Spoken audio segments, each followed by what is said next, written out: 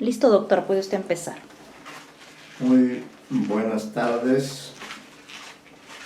Hoy estamos 4 de julio, de octubre. 4 de octubre. 4 de octubre del 2022.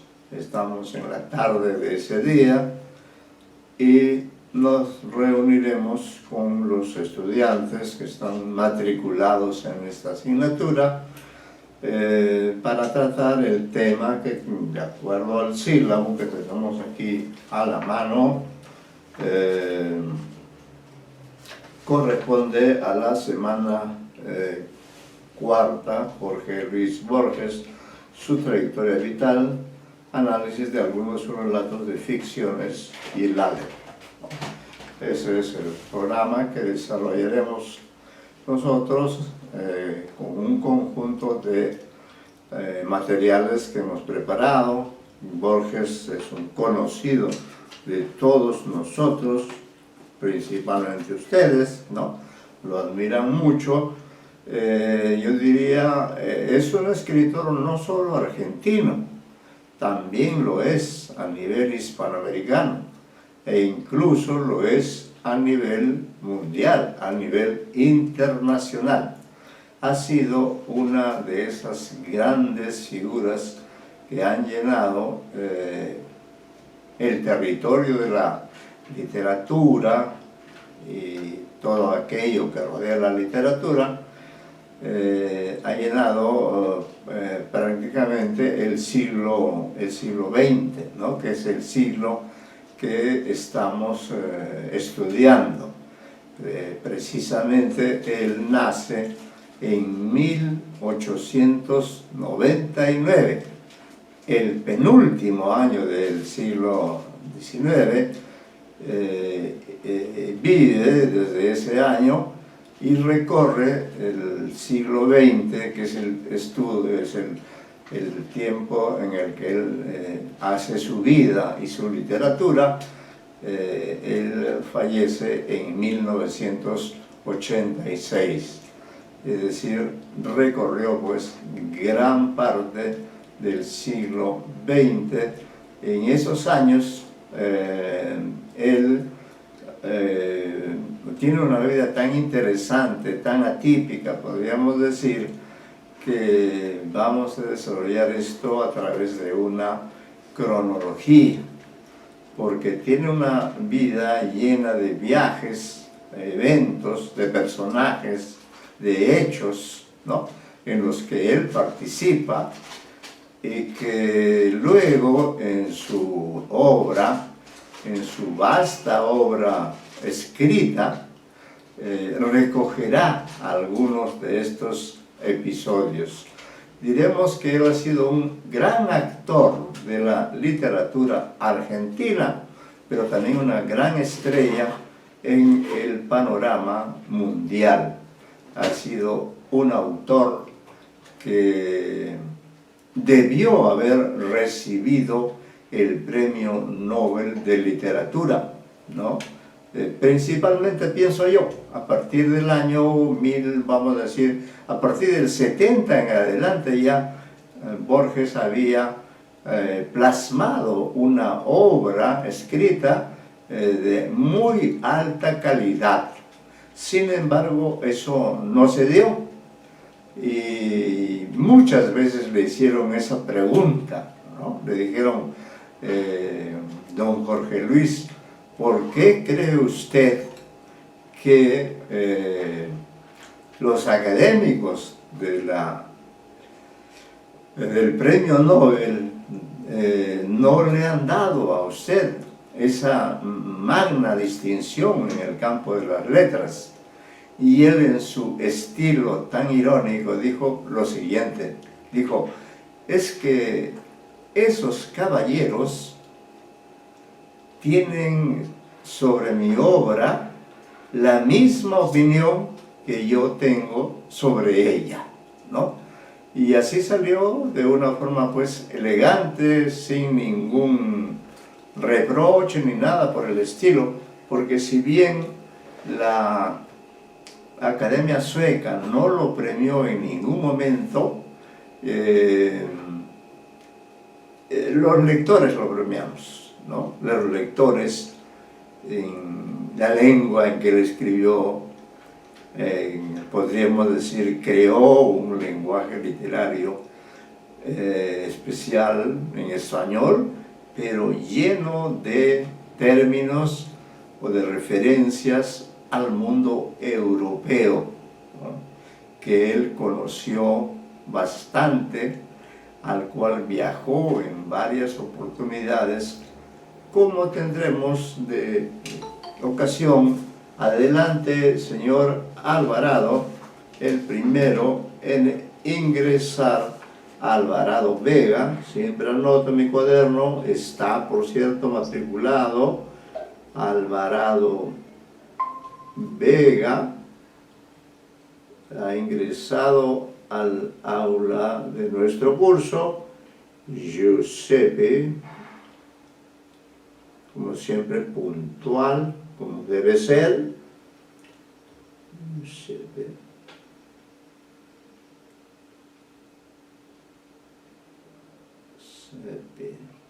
Muy bien, señor Alvarado Vega. Hoy en la cuarta semana vamos a hablar acerca de Borges. Solo quiero recordar que la semana tercera... Buenas tardes, profesor. Sí, buenas tardes. ¿Qué tal? ¿Cómo está? Bueno, le decía que la semana pasada... Profesor, su micro está desactivado. Ah, ya, está desactivado mi micro. Ya voy. Ya, un minuto, discúlpeme, ya resolvemos este problema. Me olvidé de activarlo. Lo siento. ¿Dónde se activa? Se activa aquí, Acá. en el celular. Es que yo lo desactivé porque como estaba Claro. todo... Ya está. Listo, doctor, ya puede. Sí, ya, ¿ahora me escucha? Pregunté. Se supone que lo deben estar escuchando. ¿Me escucha, señor Alvarado? Sí, sí lo escucho, profesor. Ah, bueno, genial, bueno. ya. Sí, lo que ocurre es que el micro estaba Silenciado. desactivado. Y bueno, haciendo un pequeño resumen, mientras ingresan los alumnos al aula, la tercera semana ha sido característica porque he dictado las clases que se llaman asincrónicas, ¿no? Asincrónicas. No he estado directamente con ustedes, pero sí dejé grabadas las clases respectivas porque coincidían con reuniones de profesores de literatura a las que tenía que asistir. Entonces tampoco quería dejarlos sin clases y por ello ambos días, ¿no? Ambos días ustedes han...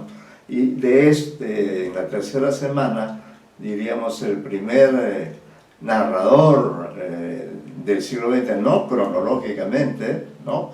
Pero sí un narrador importante que espero que haya dejado, ahí están ingresando, voy aquí a anotar, a Juárez Antón, la señorita Juárez Antón, que siempre asiste a clases y participa, y esta vez también van a participar ustedes de manera más puntual, diríamos así, con el tema de Borges. Está también el señor Trujillo Carrasco, el señor Trujillo Carrasco, Agui, el señor Trujillo Carrasco Agui, el señor Alvarado. Bien, y ya tenemos, ya los demás se sumarán, pero acá voy a poner que ustedes han entrado puntualmente, ¿no? Dentro del horario establecido por el curso. Entonces, solo les decía a ustedes que la semana pasada, por razones de otras reuniones que coincidían con el horario del curso, decidimos preparar las llamadas clases asincrónicas, mediante las cuales se puede grabar estas clases y luego transmitirlo, ¿no? Y diríamos así, la novedad ya en esta tercera semana ha sido el trabajo que hemos desarrollado sobre Juan José Arreola, ¿no? Un magnífico narrador, sobre el cual hemos brindado una información relevante acerca. Adelante, el señor, ¿alguien más quiere entrar? Adelante, todos son bienvenidos, ¿sí? Está el señor Jesús Wharton. Señor Jesús Wharton. Sí, ¿qué tal, profesor? Buenas tardes. Muy buenas tardes, muy buenas tardes. Buenas para ustedes también. Está también... Sí, el señor Juan. Bueno, entonces ya con este conjunto de 4 estudiantes vamos a comenzar esta clase de hoy dedicada de acuerdo al sílabo, que por favor síganlo, esta sesión del martes y la del jueves vamos a trabajar con la obra de Jorge Luis Borges, ¿no? Jorge Luis Borges. Hoy yo haré una exposición basándome ciertamente en documentos que he seleccionado para que ustedes puedan diríamos, informarse o recordar o agregar algunos conocimientos acerca de Jorge Luis Borges. Y el jueves sí quiero que ustedes participen de manera directa en la lectura y análisis, ¿no? Una lectura y un análisis, porque estoy seguro que muchos de ustedes son borgianos o borgesianos, como yo prefiero decir, ¿no? Y entonces los relatos que ustedes tienen allí, que son 4, al final de esta sesión vamos a designar a esas personas para que esta semana le dediquemos a Borges. No esta semana, sino en realidad son solamente 2 sesiones, ¿no? Decía que en este caso la vida de Borges podríamos ya calificarla de una vida longeva, porque él nace casi al terminar el siglo XIX, nace en 1899, que es el penúltimo año de ese siglo. El último año es el 1900, ¿no? Y ya él tiene un año y su vida transcurre hasta 1986. Sin duda, un hombre de una vida amplia, ¿no? Está también la señorita Torres, por ahí vamos a ubicar la señorita Torres, Torres Canchayán, ¿no? Torres Canchayán, Carla Vanessa, ¿correcto? Sí, Torres Canchanya, profesor. Disculpe. Canchanya. Canchanya, claro, Canchanya. Pero su primer apellido, ¿cuál es? Torres. Torres. Correcto, ya. Carla, ya ahí tengo a los 4, o bueno, ya 5 estudiantes, si es que alguien más no ha entrado. Decía que en esta vida dilatada de don Jorge Luis, él realizó una obra principalmente literaria de altísima calidad. Él es un ensayista de primera nota, ha escrito libros incluso sobre ensayos, por ejemplo un libro que se llama Discusión. Luego ha dominado maravillosamente el cuento borgesiano, el cuento en varios libros maneja el cuento, y también es un extraordinario poeta. Y el único género que no ha cultivado, y además por decisión personal, es la novela. Porque él dice, y ustedes lo deben haber escuchado, que ¿para qué voy a escribir una obra de 400 o de 500 páginas cuando lo que puedo hacer es un resumen, ¿no? Un resumen breve, o dar por supuesto que la obra ya está hecha y a partir de ese elemento yo desarrollo un determinado cuento, ¿no? Entonces Borges ha sido y es, por cierto, porque es un autor vigente,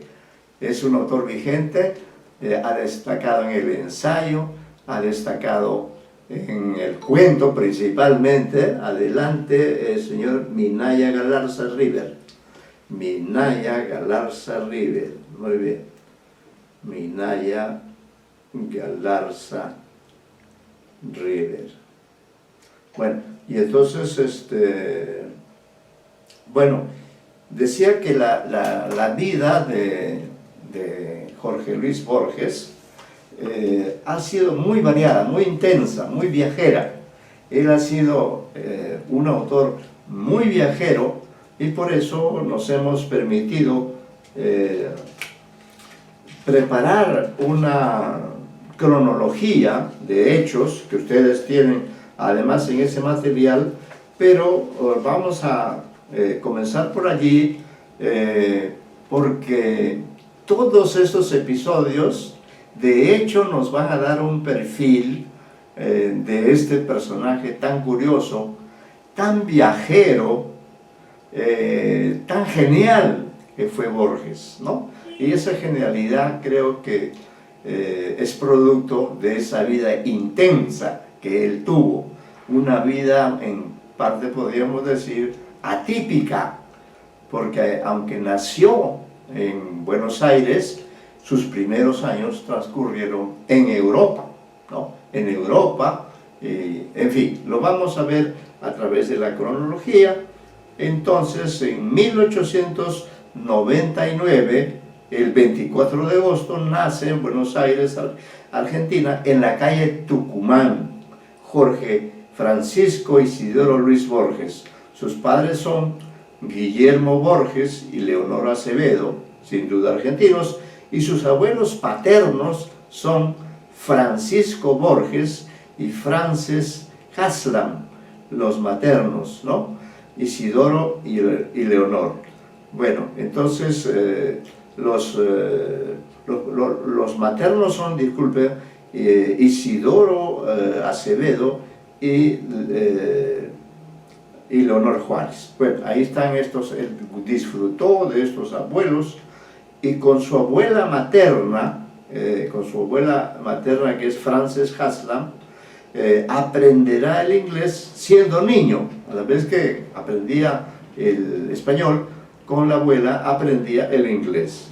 En 1901 nace su hermana Leonor Fanny, llamada literariamente Nari, que también se va a relacionar con uno de los, incluso se casa con uno de los amigos de Jorge Luis. Y es tan precoz Borges que en 1905 escribe sus primeros textos. Fíjense ustedes lo que él hace: un resumen de la mitología griega, un cuento y una pieza para ser representada con su hermana, y traduce El Príncipe Feliz de Oscar Wilde. Es decir, ya a los 6 años ya él comenzaba a dar muestras de su inteligencia, de su precocidad, de su inclinación por la literatura. Luego, cuando él está de más o menos 7 años, algo así, o un poco más, 8, ya desde 1908, 1909, se familiariza con alguno de los escritores en lengua inglesa. Por eso es tan notoria su presencia en la obra de Borges, que le serán más caros y que influirán en su obra. Estos son los autores que lee principalmente: Charles Dickens, Rudyard Kipling, Mark Twain y Robert Louis Stevenson.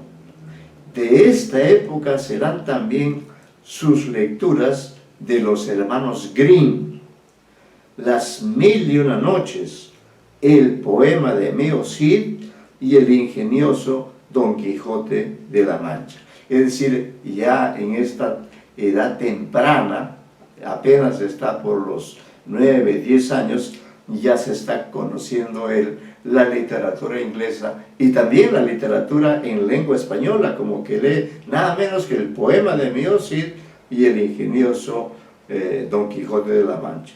Conoce a un personaje que al cual más adelante le dedicará un libro, que es Evaristo Carriego, ¿no?, que era su vecino en Buenos Aires, y también conoce ya a Macedonio Fernández, que es una figura a la que Borges respeta mucho, ¿no? Del primero, es decir, de Carriego, publicará en 1930 un ensayo biográfico de Evaristo Carriego, y con el segundo cultivará una estrecha y significativa relación como discípulo y amigo. Él efectivamente consideraba a Macedonio Fernández como su maestro. Ahora, en 1914, ¿no?, que es el año que comienza la llamada Primera Guerra Mundial, aunque en realidad es una guerra europea, pero la llamamos Guerra Mundial. Entre 1914 y 1921, es decir, durante 7 años, ¿no?, si no estoy mal, junto con su familia viaja a Europa y se radica temporalmente en ciudades como Ginebra, Lugano, Barcelona, Palma de Mallorca, Sevilla y Madrid. Ya se recorrió gran parte de Europa, ¿no? Este periodo le permitirá estudiar francés y latín. Por eso es que Borges es tan sabio, tan políglota, ¿no? Aprender por su cuenta el alemán, leyendo al poeta Heinrich Heine, y leer autores que marcarán su pensamiento: Carl Lill, Chesterton, Schopenhauer y Nietzsche. Por toda esta filosofía. Por eso sus cuentos son tan filosóficos, porque fíjense, desde muy niño él tiene lecturas que generalmente uno hace a partir de la adolescencia, ¿no? Bueno, escribe sus primeras poemas, que se llaman Aterrizaje y A una cajita de oro. Da a conocer salmos rojos, poesía, porque hemos dicho que también es un extraordinario poeta, y Los naipes del Taur, cuentos. O sea, siempre está oscilando entre la poesía y el cuento. En 1915 escribe el prólogo para Notas Lejanas, un libro de poemas y dibujos de su hermana Nora. Para él las relaciones familiares también son importantes, y por eso es que hace un prólogo a su hermana Nora. En 1919, integrado al movimiento ultraísta, recordemos que esa es la época en que Borges también, ¿no? Borges publica Himno del Mar, un poema de tema whitmaniano, en la revista Grecia. Conoce a uno de sus maestros y amigos más entrañables, Rafael Cansinos Assens, un famoso traductor español, y se relaciona con los autores españoles de los círculos literarios del momento en España. ¿Quiénes son? Ramón Gómez de la Serna, el famoso autor de las Greguerías. También Juan Ramón Jiménez, que llegó a alcanzar el premio Nobel. Ortega y Gasset, otro gran pensador en nuestra lengua, Valle Inclán, también otro famoso, y Guillermo de Torre, con quien su hermana Nora se casará en 1928. ¿Ve? ¿Se dan cuenta? Entonces siempre la familia, o la hermana, o la madre, o el padre, siempre tienen alguna relación, como en este caso que su hermana se casa en 1928, si no me recuerdo mal, se casa creo que con Rafael Cancinos Ancén, pero no estoy tan seguro. En 1921, es decir, en los llamados años 20, hace 100 años aproximadamente, entre 1921 al 23, regresa a Buenos Aires, ¿no? Fíjese, gran parte de su formación de niño y de adolescente se hace en Europa, y luego recién el 21, que ya ahí tiene, también está muy joven, porque ha nacido, o sea, ahí tiene 22 años, entre los 22 y los 23, que es ya la época de la juventud, regresa a Buenos Aires. La familia se establecerá en una casa de la calle Bulnes. Borges empieza a conocer su ciudad, él se fue muy pequeño, ¿no? Y a interesarse por los temas de los malevos. Los malevos son los asesinos, ¿no? Son esta gente marginal, los arrabales y una suerte de heroicidad local que se reflejarán en sus primeros poemas publicados. Publica el manifiesto ultraísta en la revista Nosotros, pero no solo eso, que también funda las revistas Prisma y Proa, y publica en 1923 Fervor de Buenos Aires, que es, diríamos, su primer libro dedicado a su ciudad, ¿no? Vamos a ver si ubicamos por lo menos un poema de Fervor de Buenos Aires. Este es su obra poética. Vamos a ver si ubicamos acá para entonces ir recordando, aunque nos interesa más lo narrativo, pero sí, fíjense, Fervor de Buenos Aires, 1923. 19, vamos a ver, Fervor de Buenos Aires, ¿no? O bueno, vamos a leer el poema, sí, el poema El Sur, que dicho sea de paso también es el nombre de un cuento, ¿no? Pero para que conozcamos cómo escribía Borges en este famoso libro poético llamado Fervor de Buenos Aires, ¿no? El poema se llama El Sur. Desde uno de tus patios haber mirado las antiguas estrellas, desde el banco de sombra haber mirado esas luces dispersas que mi ignorancia no ha aprendido a nombrar, ni a ordenar en constelaciones, haber sentido el círculo del agua en el secreto aljibe, el olor del jazmín y la madreselva, el silencio del pájaro dormido, el arco del zaguán, la humedad. Esas cosas acaso son el poema, ¿no? Entonces está recordando elementos interesantes a través de la poesía con este libro de 1923, y que entonces el próximo año es el centenario del primer libro de Borges.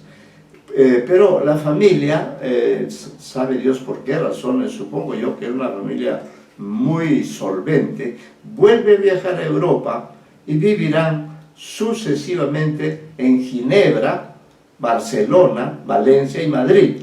Visitarán luego Lisboa, ¿no? Es decir, está muy familiarizado con el continente europeo. Entre el 24 y el 26, la familia regresa a Buenos Aires e inicia Borges una intensa actividad intelectual y literaria. En 1925 conoce a Victoria Ocampo, quien fundará en 1931 la revista Sur, quizá una de las más importantes en Argentina y en el continente, ¿no? La famosa revista Sur, publica Luna de Enfrente, poesía, inquisiciones, ensayos y El tamaño de mi esperanza, ensayos con viñetas de su amigo Luz Solar. Es decir, ya él está pues avanzando en su producción literaria a través de la poesía, a través del cuento. Entre 1927 y 30, que es la edad que tiene Borges, porque él va con el siglo, publica en la revista Martín Fierro el cuento Hombres pelearon, así se llama, que luego publicará en 1935 con el título de Hombre de la Esquina Rosada, que es un cuento que estoy seguro ustedes han leído. Y también publica El idioma de los argentinos, con este libro, El idioma de los argentinos, que es un idioma muy peculiar, lo sabemos. Con este libro o este ensayo alcanza el segundo premio principal en ensayo justamente. Luego, Cuaderno de San Martín, ¿no? Segundo premio municipal de poesía, Cuaderno de San Martín. Y Evaristo Carriero, ensayo, ¿no? Que es un personaje al que él había conocido en su infancia. En 1930, ¿no? Inicia una larga y entrañable amistad con Adolfo Bioy Casares. Esa es una amistad legendaria, que todos nosotros la conocemos, con quien publicará una buena cantidad de obras en colaboración. Esa es otra característica de Borges. Borges publica obras, pero en colaboración con otros autores. Entonces, con Adolfo Bioy Casares publicará una buena cantidad de obras en colaboración, entre ellas Antología de la Literatura Fantástica.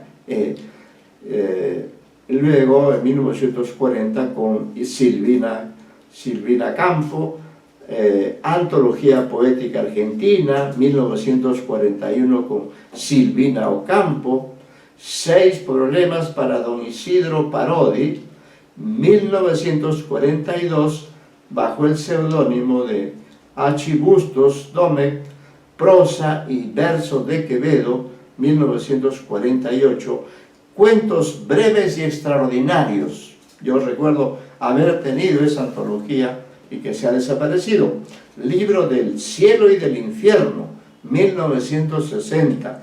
Crónicas Bustos Domecq, 1967, y Nuevos cuentos de Bustos Domecq. Es un seudónimo con el que a veces usan él y a veces también usa Bioy Casares. Luego, entre el 35 y el 36, es decir, cuando él tiene así esa misma edad, 35-36, publica una historia universal de la infamia, que es una especie de ingreso ya al género del cuento, e historia de la eternidad. Historia de la eternidad son ensayos, y empieza a publicar una columna semanal en la revista El Hogar y a publicar en la revista del Tiempo. Entonces, un literato no solamente se dedica a hacer sus libros, sus originales, sino que también puede publicar revistas, ¿no? Puede colaborar con artículos. Es decir, él es un hombre dedicado intensamente a escribir y a leer, ¿no? También trabaja como ayudante en la Biblioteca Municipal Miguel Cané en 1937. El 38 muere su padre y al final de ese mismo año sufre un accidente que recreará en el cuento El Sur. Hemos leído el poema El Sur, pero hay un cuento que ustedes conocen, ¿no?, que se llama El Sur y que tendrá consecuencias definitivas sobre su capacidad visual, ¿no? Es decir, un rasgo que también a él lo caracteriza es que tuvo mala vista y finalmente creo que en los años, unas 2 o 3 últimas décadas, fue ya una persona ciega que necesitaba del apoyo de otra persona, ¿no? Luego publica en 1941 este libro importante que ustedes han leído, sobre todo el cuento seguramente, El jardín de senderos que se bifurcan, ¿no? Cuentos maravillosos. Luego, en 1944-45, publica Ficciones, ¿no? Y ya es un libro famoso de cuentos, con el que obtiene el Gran Premio de Honor de la Sociedad Argentina de Escritores. A lo largo de su vida, Borges recibirá unos 30 premios y distinciones. Empiezan a traducirse sus poemas al francés. En colaboración con Silvina Bullrich, publica El Compadrito. El año 46, esta es una anécdota que ustedes deben conocer, el gobierno de Perón lo remueve de su cargo en la biblioteca municipal y lo nombra inspector de aves y conejos, ¿no? Como una burla, promoción que obviamente no acepta. Comienza su nueva faceta como profesor y conferencista, funda y dirige la revista Anales de Buenos Aires. Miren cuántas revistas, no solamente poemarios, libros de cuentos, sino también revistas. En 1949 publica El Aleph, ¿no? Que es otro libro muy conocido y reconocido, y traduce a Carlyle y Emerson en los clásicos Jackson. En 1951-1953 publica otro libro famoso, La muerte y la brújula. Son cuentos, antiguas literaturas germánicas, un libro de ensayos en colaboración con Delia Ingenieros, ¿no? Como les digo, tiende él a publicar. A él siempre le interesaron mucho esas antiguas literaturas germánicas, ¿no? Y luego publica él un libro de ensayos que ustedes deben haber consultado seguramente, Otras Inquisiciones, donde trata, desde el punto de vista del ensayo, diversos temas. En 1955-56 asume nuevos y honrosos cargos, director de la Biblioteca Nacional, es decir, una especie de reivindicación porque ya Perón ya no estaba en el poder, miembro de la Academia Argentina de Letras y profesor de literatura inglesa en la Universidad de Buenos Aires. Recibe el título de honoris causa de la Universidad de Cuyo, Mendoza, Argentina, el primero de una decena que le serán otorgados. En 1957 publica el Manual de Zoología Fantástica en colaboración con Margarita Guerrero. 1960-61, ¿no? Y él en edad va por esa misma cantidad, publica su libro El Hacedor, donde hay poesía y prosa como parte de sus obras completas. Él sí ya estaba pensando él en las obras completas. Recibe en 1961 el premio Formentor, que comparte con Samuel Beckett, ¿no? Otro gran escritor, e inicia una serie de conferencias por el mundo que ya no cesará hasta el final de sus días. Otra de sus facetas es pues la de conferencista, y yo recuerdo, no sé cuántas veces habrá venido al Perú, pero yo recuerdo, por lo menos creo haber visto una famosa entrevista que le hicieron en la Universidad Católica. No sé si San Marcos lo habría convocado. Tiene premios, 63, 64, la Universidad de los Andes, Colombia, lo nombra doctor honoris causa.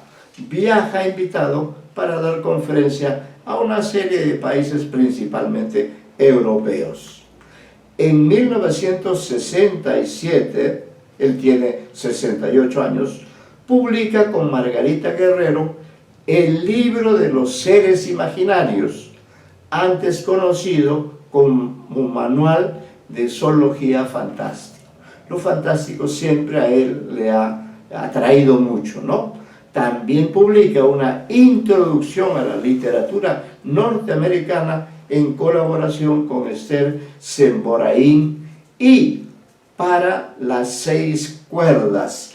Estos son poemas que él hace en homenaje a la milonga, ¿no? A la milonga.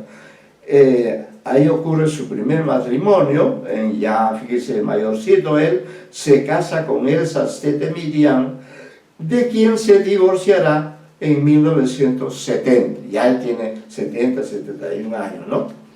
En 1969 se publica Elogio de la Sombra y The New Yorker publica el texto que empezó como una conferencia, Autobiographical Notes, y que será conocido ahora como un ensayo autobiográfico. Aparece su libro El oro de los tigres, poesía y prosa, esta es otra característica, 1972. Y en 1974 y 75 se publican sus obras completas en un solo volumen a través de la editorial MC. En 1975 muere su madre a los 99 años. Él siempre tuvo una relación entrañable con su madre y supongo que esto fue para él un golpe muy fuerte, ¿no? A pesar que ya él era también prácticamente un anciano. En 1900, publica el libro de Arena, es otro libro famoso de cuentos, La Rosa Profunda, poemas, y también escribe prólogos, ¿no?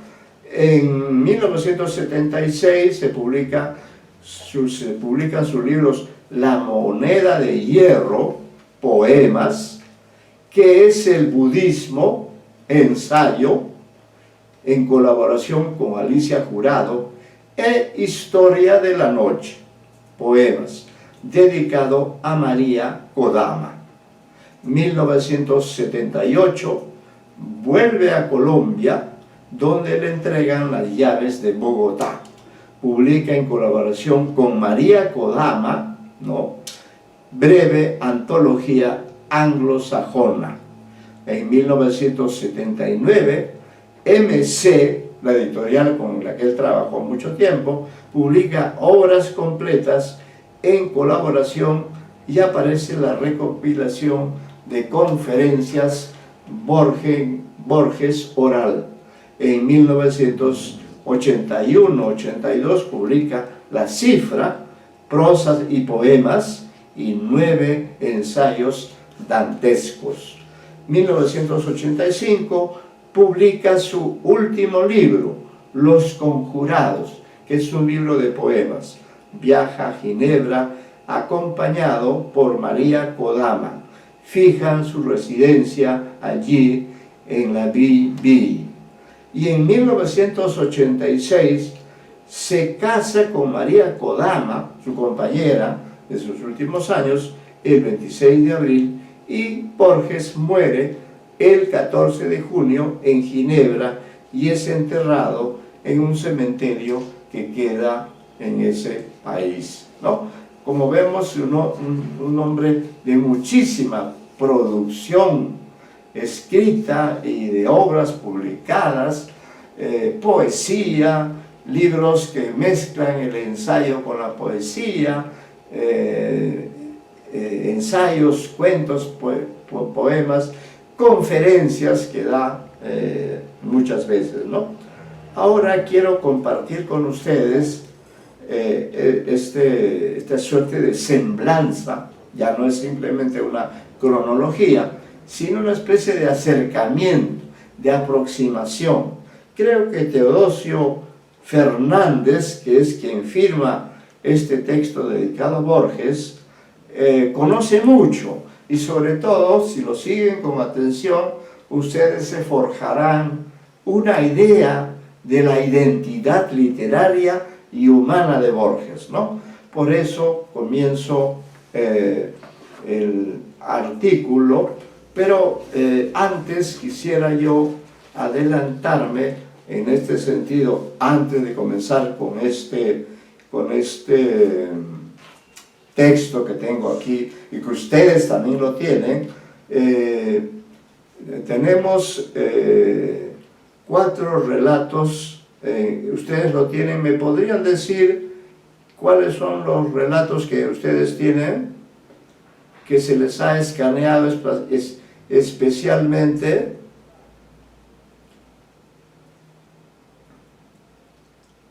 A ver, cualquiera de ustedes que me diga. Tema Digo, doctor. del traidor. Las ruinas circulares. Las ruinas circulares, Sí, ¿ya? las ruinas circulares La- es uno. La forma de la espada.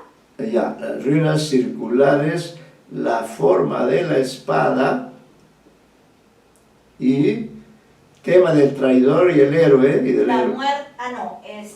Historia del guerrero y la cautiva. Ahí está, esos son los 4 textos que están, ¿ya?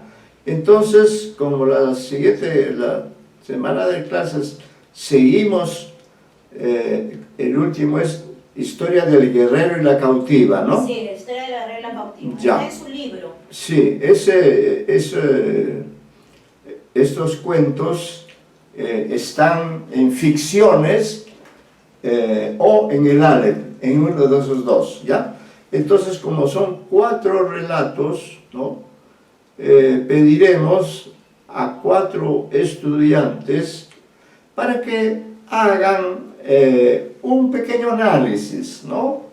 Oralmente, si ustedes quieren, lo pueden poner también por escrito, lo pueden leer, ¿no? Un breve análisis del relato, y entonces vamos a encargar, y esto sí, por cierto, es una tarea con una calificación. Además, vamos a encargar las ruinas circulares al señor Alvarado, ¿no? Que es uno de los grandes cuentos de Borges. La forma de la espada se la asignamos a la señorita Juárez Antón.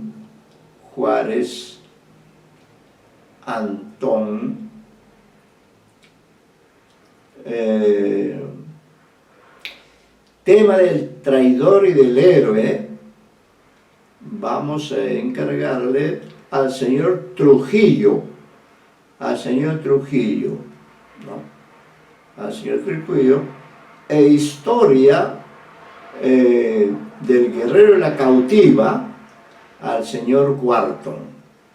No se trata de un análisis erudito, sino quiero que leamos a Borges, y específicamente en estos textos. Entonces quedamos las ruinas circulares, que estoy seguro ustedes se han leído ya estos cuentos. Entonces lo que queremos es el aporte personal. Un análisis, como les digo, para ser expuesto en la clase. Si ustedes gustan, también lo pueden poner en versión escrita, como quieran, ¿ya? Estos son los 4 alumnos. Entonces el señor Alvarado, las ruinas circulares, que son los grandes textos. Hay muchísima bibliografía, pero este acercamiento es sobre todo de carácter personal. La señorita Juárez Antón, la forma de la espada, que es otro relato que hay muy interesante, muy interesante. Todos estos son muy interesantes. El señor Trujillo, tema del traidor y del héroe, o no sé si del héroe y del traidor, e historia del guerrero y la cautiva, se le encargamos al señor Wharton, ¿ya? Esto son lecturas para el jueves 6 de diciembre. Es una tarea, y luego los que de momento no se preocupen, que podrán también adelante tener tareas quizá con el siguiente autor, que es Julio Cortázar, ¿no? Entonces leo esta semblanza que creo que ayuda a que comprendamos a Borges.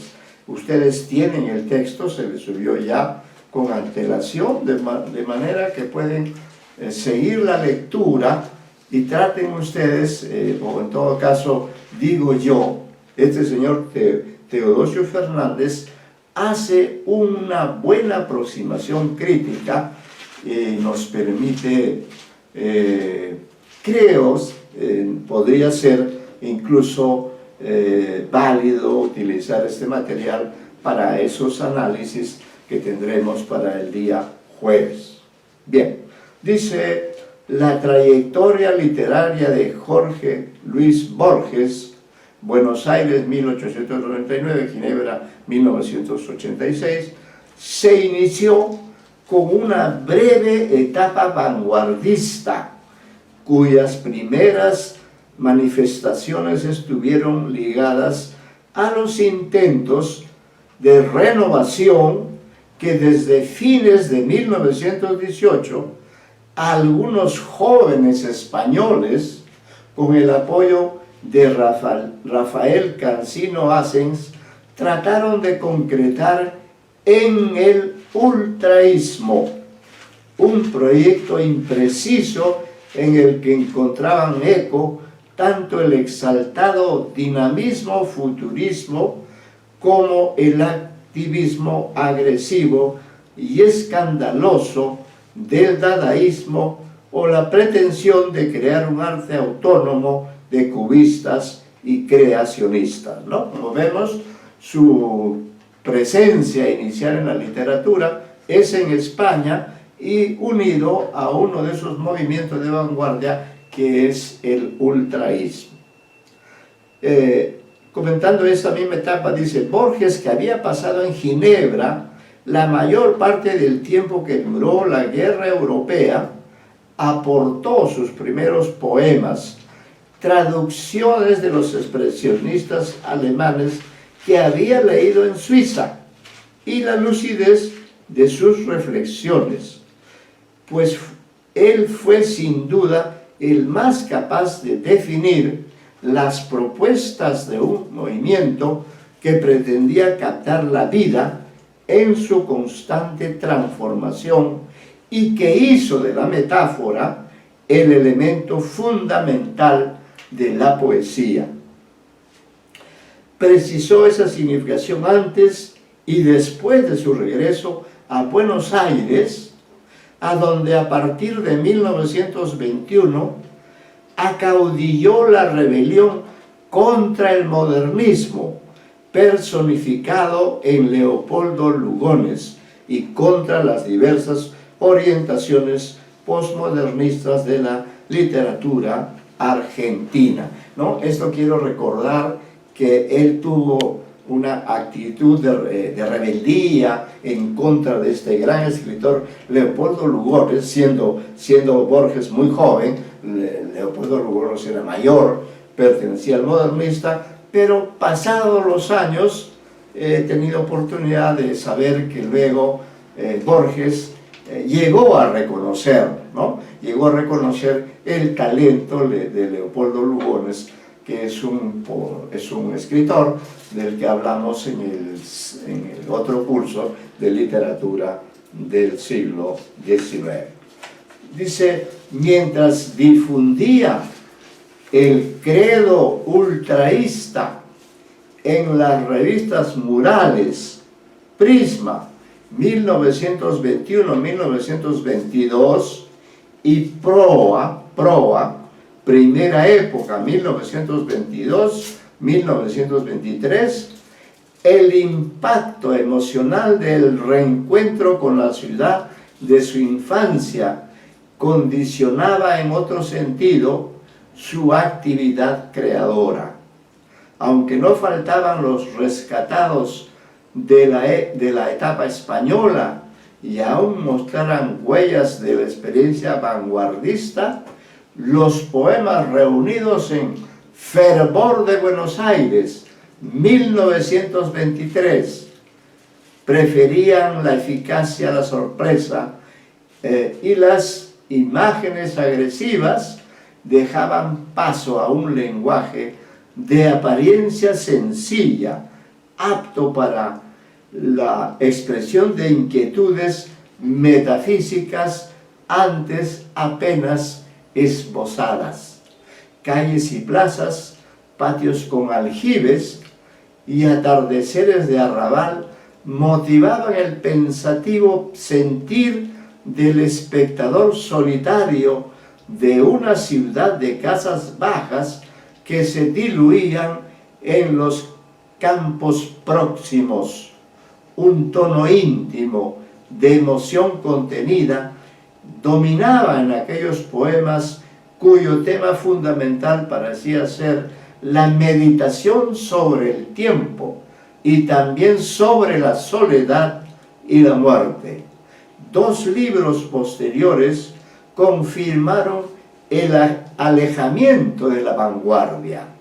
En Luna de Enfrente, 1925, y Cuaderno San Martín, 1929, reaparecieron los arrabales y atardeceres de Buenos Aires, y también había un lugar importante para la evocación elegíaca de los antepasados y para la reflexión sobre episodios y personajes de la historia argentina, ¿no? Entonces ya él no estaba, diríamos, con el credo ultraísta, sino al volver a su país, retomó varias líneas de la literatura argentina.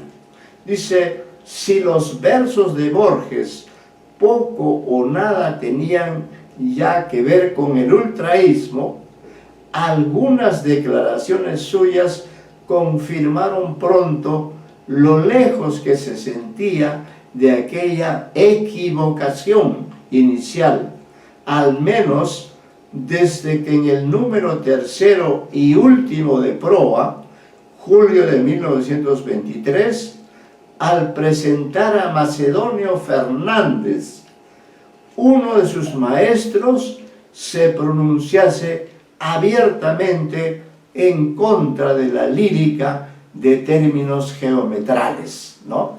Es decir, rompe con el ultraísmo. Esa actitud es la que guió sus actividades posteriores, como prueban la segunda época de Proa, 1924-1926, que publicó tras regresar de un nuevo viaje a Europa, y sobre todo los ensayos que a medida que avanzaba la década declaraban su interés por la tradición nacional. En Inquisiciones, 1925, El tamaño de mi esperanza, 1926, y El idioma de los argentinos, 1928, libros de ensayos que se negaría a reeditar, con excepción del que da título al último volumen, ¿no? Que es El idioma de los argentinos. Es el único que ha aceptado que se vuelva a publicar, ¿no? Puede hallarse muestras abundantes de esa inclinación criollista que lo habría de llevar a la mitificación de los suburbios y de sus habitantes. Ese proceso culminó en Evaristo Carriego, 1930, libro sobre ese poeta que había sido amigo de su familia y había ganado para la literatura los arrabales de Buenos Aires. Era también una evocación del barrio de Palermo, en el que Borges había pasado su infancia y en el que quizás se cumplían los destinos violentos de los guapos, entrecomillado, de las orillas, cultores del cuchillo y el coraje que ejercerían sobre él una fascinación permanente. A partir de esa fecha los intereses de Borges parecieron alejarse de la poesía y poco a poco derivaron hacia la narrativa de ficción, en un proceso que se entiende mejor a la luz de los ensayos reunidos en Discusión, 1932, Historia de la Eternidad, 1936, y Otras Inquisiciones, 1952, muestra excelente de sus reflexiones sobre cuestiones literarias y también sobre otros temas que justificaban su condición de argentino extraviado en la metafísica, las paradojas de Zenón de Lea, las relaciones entre el lenguaje y la realidad que postula la Cábala, la identidad personal, el tiempo y el espacio, la eternidad y el infinito, y también la duración del infierno y otros enigmas que demostraban su afición incrédula, ¿no? Incrédula.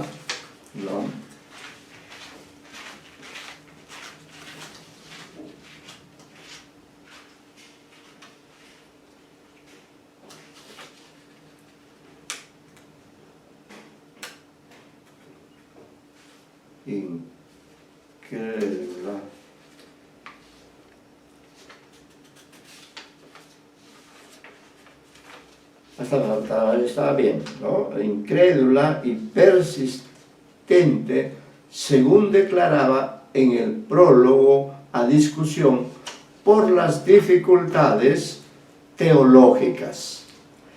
El primero de esos volúmenes de ensayos incluyó, comillas, el arte narrativo y la magia, donde el rechazo de la simulación psicológica que consideraba propia de la narrativa realista se conjugaba con su preferencia declarada por la causalidad estricta de las novelas de aventuras y de los relatos policiales. Los ejercicios narrativos que reunió en Historia Universal de la Infamia, 1935, guardaban estrecha relación con esas opiniones. Entre las ajenas historias que había recreado, liberadas de cualquier pretensión moralizadora, no desentonaba un relato enteramente propio, comillas, Hombre de la Esquina Rosada, ¿no? Un cuento que ustedes seguro han leído, fruto de su interés por los compadritos, entre comillas, que animaron con sus dudosas hazañas la vida de los arrabales de Buenos Aires. Después, entre los ensayos reunidos en Historia de la Eternidad, se contaba el acercamiento al Almotacín, precedente inmediato de Pierre Menard, autor del Quijote, que la revista Sur publicó en 1939, y de las demás ficciones que habían de darle fama universal, las que conformaron los volúmenes Ficciones y el Aleph, cuyas ediciones iniciales, el primero, es decir, Ficciones, recuperaba los relatos ya reunidos en el Jardín de Senderos que se bifurcan, que se había publicado en 1941, junto a otros posteriores, estos bajo el título común de Artificios, aparecieron en 1944 y 1949. Es decir, el libro Ficciones, diríamos que se publica en el 44, reúne cuentos nuevos, pero a esos cuentos nuevos les agrega los cuentos que ya habían aparecido en el jardín de senderos que se bifurcan, ¿no?, junto a otros posteriores, estos bajo el título común de artificios. Eso es algo que se puede ver, ¿no?, que se puede ver cuando se consulta la bibliografía de ficciones, ¿no? Ahí incorpora el jardín de senderos de bifurcan, que había publicado en 1941, ¿no? Entonces, allí están estos relatos, son varios de ellos. Allí están las ruinas circulares, que va a ser analizado por ustedes, uno de ustedes, la próxima clase. En ficciones también hay una parte que se llama artificios. Ahí está la forma de la espada, el tema del traidor y del héroe, que van a ser analizados, ¿no? Ahí está también la traducción. Y el Aleph, allí en el Aleph, que se publicó en 1949, ahí aparece historia del guerrero y de la cautiva, ¿no? Como vemos, hemos tomado textos de los 2 primeros volúmenes de cuentos de este autor. Dice, a esos relatos se habían desplazado los temas que habían constituido y aún constituían el objeto de sus ensayos, temas que Borges reelabora con una imaginación sin límites, en un proceso iniciado a partir de los procedimientos ensayísticos con los que se sentía seguro, evidentes en Pierre Menard, autor del Quijote, o Tlön Upper Orbis Tertius, entre otras ficciones configuradas como comentarios sobre libros o autores apócrifos, sobre la obra de Pierre Menard, que repite palabra por palabra el texto de Cervantes y es sin embargo más rica, o sobre el 11º tomo de la enciclopedia del planeta Tlön, imaginado a partir de los postulados de la filosofía y de nociones panteístas y gnósticas. La factura de la lotería en Babilonia y de la biblioteca de Babel es básicamente descriptiva, la adecuada para explicar cómo en Babilonia el azar ha sustituido a las leyes de la causalidad, o para detallar las características de una biblioteca infinita que encierra todos los libros y la inalcanzable clave del universo. Pero es en las ruinas circulares, ojo, hay un comentario sobre este relato, donde se logra ya una eficaz utilización de modos propiamente narrativos para contar una historia, la del hombre que sueña y anima a otro, hasta advertir que también él está siendo soñado.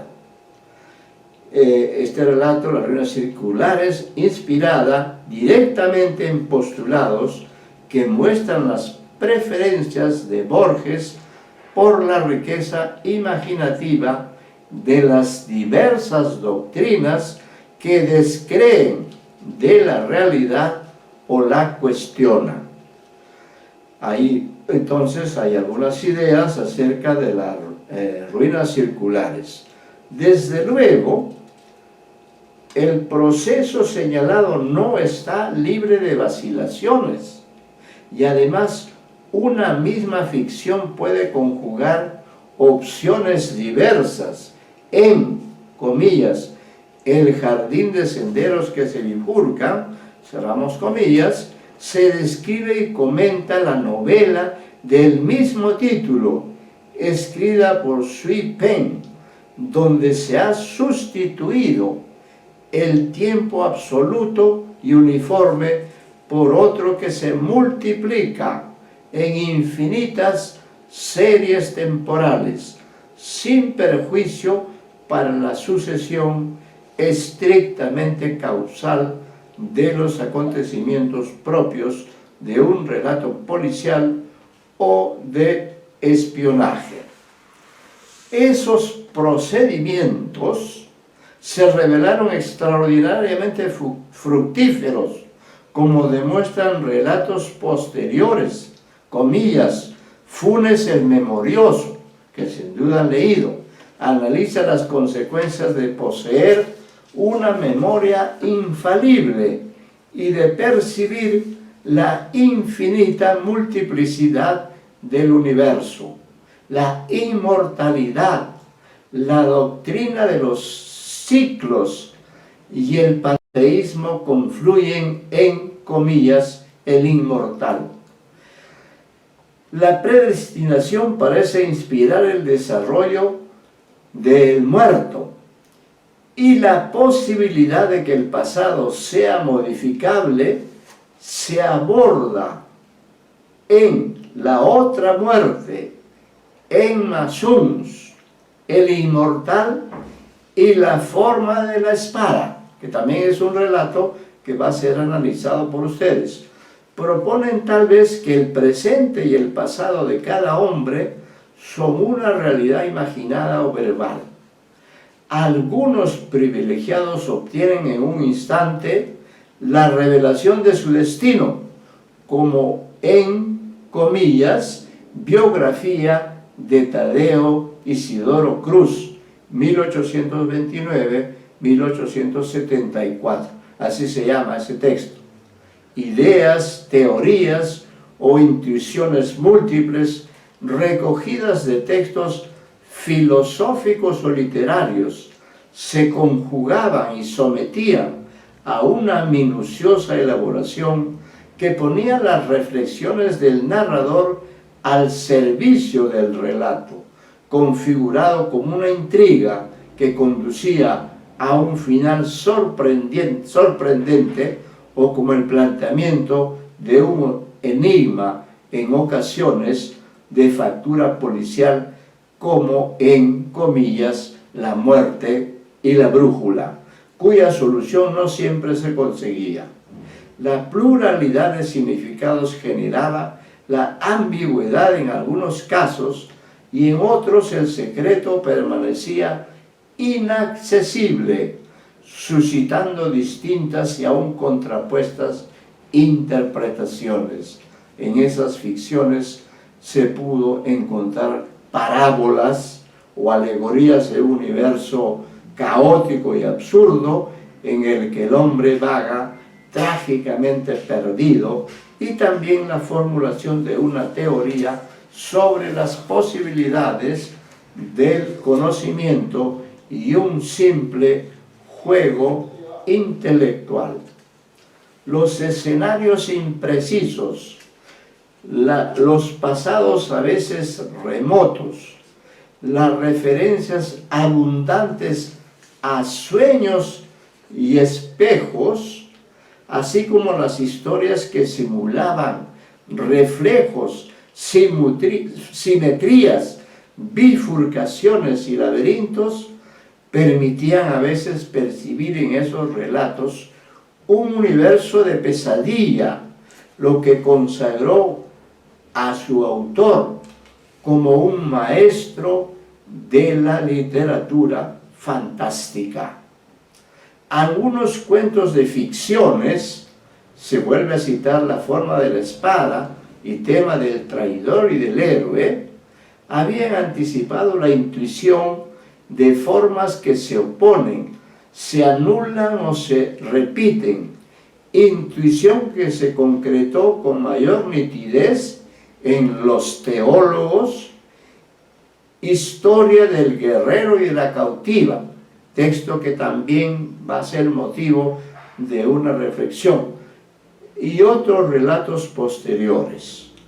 En comillas, La muralla y los libros, cierra comillas, ensayo de 1950, incluido también en otras inquisiciones, Borges trató de aclarar esa revelación al referirse a formas secretas que tendrían su virtud en sí mismas y al definir el hecho estético como inminencia de una revelación que no se produce, ¿no? Interesante esta idea.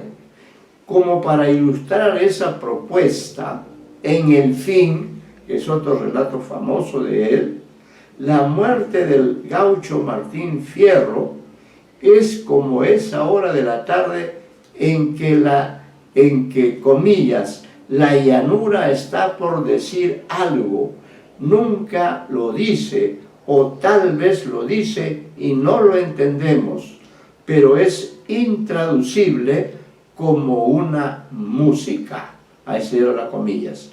Algo pretende aflorar en la pelea ritual que el vencedor y el vencido interpretan una y otra vez, ocultos en cada ocasión bajo máscaras diversas.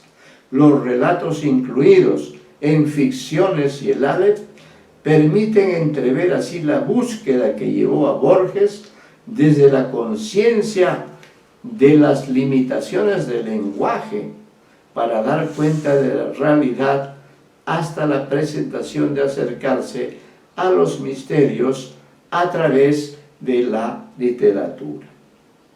Mientras redactaba esas ficciones, Borges dio a conocer escasos poemas, aunque entre ellos se cuentan algunos muy celebrados, como La noche cíclica, efectivamente es un gran poema, inspirado en la doctrina pitagórica y nietzscheana del eterno-retorno, o, comillas, poema conjetural, cierra comillas, que recreó el momento en el que a Francisco Narciso de la Prida, a punto de morir, le fue revelado su destino sudamericano. Antes de que en 1969 adquiriese autonomía la colección El Otro, el Mismo, ya los había agrupado en varias ediciones de una obra poética de la que Borges fue eliminando los restos del pasado ultraísta y nacionalista de los años 20. Los versos y prosas breves de El Hacedor, otro gran libro de 1960, demuestran ya que en los años 50 la poesía volvía a ser su ocupación fundamental, lo que habrían de confirmar después las letras de milongas de Para las 6 cuerdas, 1965, libro que ya hemos citado, y los poemarios, las prosas incluidos en algunos no modifican esa condición, titulados Elogio de la Sombra, 1969, El Oro de los Tigres, 1972, La Rosa Profunda, 1975, La Moneda de Hierro, 1976, Historia de la Noche, 1977, La Cifra, 1981, Atlas, 1984 y Los Conjurados, 1985. Todos volúmenes de poesía. Esos volúmenes ponen de relieve la coherencia y continuidad de toda su obra, los temas que fueron objeto de su reflexión e inspiraron sus relatos, depurados hasta sus elementos esenciales, proveen de motivos y símbolos a una poesía marcada por la inquietud metafísica ligada al problema del tiempo. El sentimiento de la caducidad impregna las reflexiones sobre la vida, y el espejo, el río y la noche son símbolos predilectos de la ilusoria condición humana y de ese fugaz acontecer que se disuelve en la nada. Por lo demás, los poemas abordan temas muy variados. Abundan los que hacen referencia a escritores que ganaron la atención de Borges, y también los que acusan su interés creciente por las antiguas literaturas germánicas en las que creyó reencontrar el sabor elemental de lo heroico. El tono elegíaco es frecuente en unos y otros y se hace omnipresente en los que recuerdan a los amigos muertos y a los antepasados que ya son parte del tiempo, de la tierra, del olvido, o en los que recrean la historia patria. Evocaciones nostálgicas de un pasado son también las cuentas de un Buenos Aires ya desaparecido, el de los arrabales de tangos y milongas que se recuperan sobre todo para las seis cuerdas, ¿no? Apenas se cuentan vacilaciones o desencantos en torno a la validez de la creación literaria, y ocasionalmente irrumpe algún motivo de hondo contenido. Hay una errata de hondo contenido, como la ceguera del, comillas, poema de los dones, comillas, del hacedor. También esos casos Borges supo ofrecer una sobria combinación de lucidez y de emoción contenida. Dice, los numerosos últimos poemarios no dejan de introducir matices dignos de tenerse en cuenta. Tal vez es la conciencia de la vejez el aspecto más relevante de la etapa que sucede al elogio de la sombra. El poeta cree estar cerca a su clave, al momento en que por fin sabrá quién es. Del sentimiento de la proximidad de su muerte, deriva el afán de pasar revista a los instantes llenaron quizá infeliz a las cosas de las que gustó y lo ocuparon, resignado a la fútil tarea de entretejer las naderías del arte. Algunas declaraciones dejan también patente la evolución de los gustos y valores del antiguo ultraísta, que se siente ahora más cerca del modernismo que de quienes lo negaron, e insiste en resaltar la condición misteriosa de la poesía. Por lo demás, en todos y cada uno de esos poemarios vuelven las referencias librescas, el culto de los mayores, la admiración del valor militar y del coraje orillero, el amor de Inglaterra e Islandia, la vieja obsesión de Buenos Aires, los tigres y los espejos, las rosas y los laberintos, el sueño y los sueños, los misterios inextricables del universo y el tiempo, los Borges diferentes que concluye. Y ya al final del camino, el poeta conoce perfectamente sus límites personales o su destino. Comillas, dice Borges, mi suerte es lo que se denomina poesía intelectual. la palabra es casi un oxímoron. El intelecto, entre paréntesis, la vigilia piensa por medio de abstracciones, la poesía, el sueño, por medio de imágenes, de mitos o de fábulas. La poesía intelectual debe entretejer gratamente esos dos procesos. Eso lo dice en su libro, en el prólogo de su libro, la cifra. Bien, entonces vamos a hacer lo siguiente. Ya hemos designado a los expositores de la próxima clase, pero hemos dejado fuera a Torres y a Minaya, y entonces a Torres Canchanya le asignamos el relato. Va a ser también va a ser del Aleph o de ficciones, la lotería, el examen, el jardín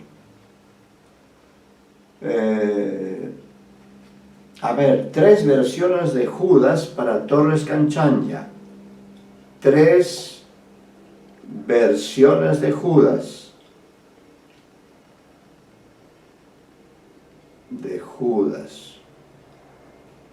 Para Torres Canchanya y para el señor Trujillo, ¿no? Trujillo,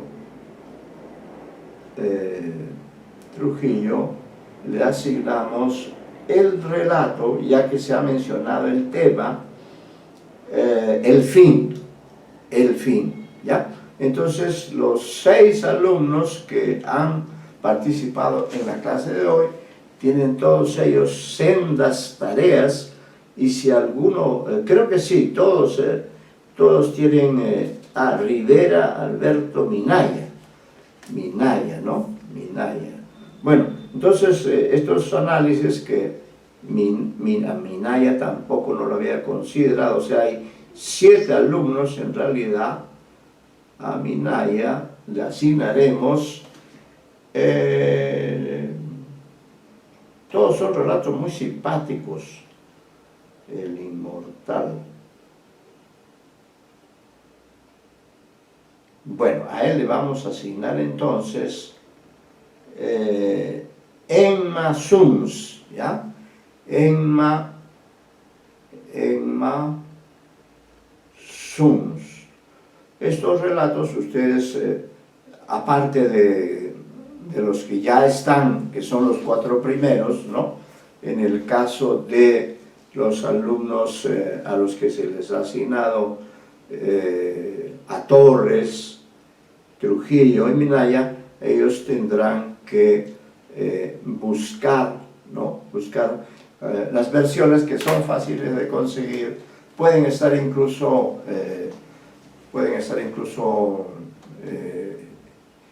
en el aula virtual, ¿no? Digo, en internet, puede ser que sea así, ¿no? La idea es que ustedes se sientan en la condición de lectores y de críticos y hagan las respectivas, porque los relatos no son extensos. El problema es que son muy connotativos.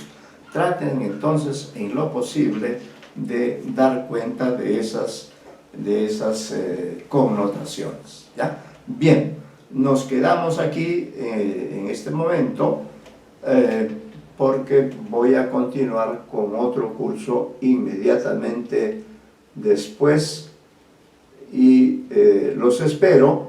Entonces ya saben, el jueves tienen esta tarea todos los 7 alumnos que han asistido,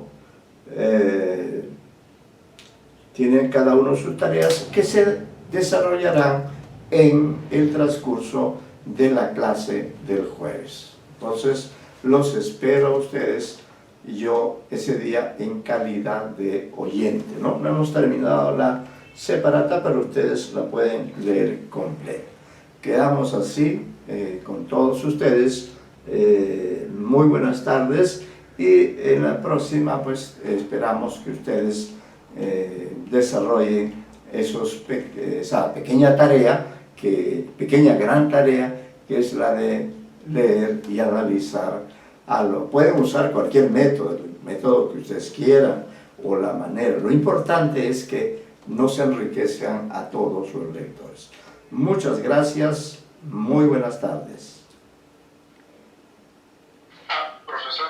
Sí. Me he dejado un poco confundido. ¿Es para este jueves? O Para el jueves. Es una lectura rápida, todos los textos son breves. Entonces es una, vamos a decir, es una lectura de impresión, una lectura no erudita, sino que suscita en ustedes, si les suscita dudas, les suscita algunas enigmas, lo resolveremos en el curso de la clase, ¿ya? Es una tarea, pero pensada como para que ustedes lean y además den su aporte sobre Borges cuentista, porque lo estamos tomando como narrador, ¿ya? Esa es la idea, no es otra. Así que a prepararse, lean los textos y preparen unas exposiciones breves. El que quiere hacerlo por escrito también lo puede hacer por escrito. Lo importante es que lean a Borges y den cuenta de esa. Y dice, profesor, yo no he entendido. Bueno, trataré yo de decirle que es lo que no ha entendido. Eso es lo importante de Borges. En realidad es un narrador que para su lector es un reto, ¿no? Un reto. Con ello estamos cumpliendo esta semana dedicada a Jorge Luis Borges. Muy buenas tardes, ahora sí, porque ya son las 4:30 de la tarde y debo tener casi inmediatamente clases con otro grupo, ¿ya? Así quedamos. Muchas gracias, profesor. Gracias a ustedes.